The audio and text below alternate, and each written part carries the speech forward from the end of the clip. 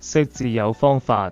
李，上下結構，上面木像一棵樹，下面子可以想成果實，配李子樹掛滿果實的畫面，表李子這種水果也是聖事。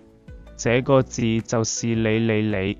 宋，上下結構，上面像個小房子，下面木像一棵樹，配房子裏有樹的畫面，表聖事，也代表古代的宋朝。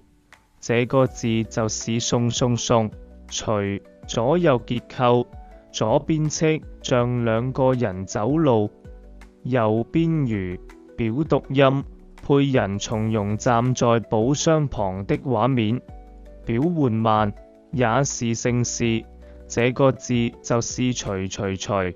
將，上下結構，上面立像人站住，下面早指早上，配人在早上站住看書的畫面，表章節。這個字就是章。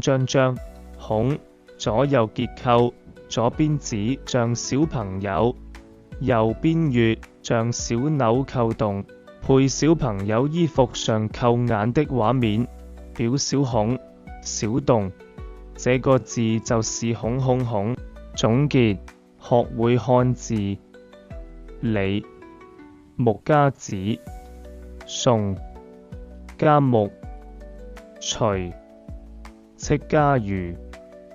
章，立家祖。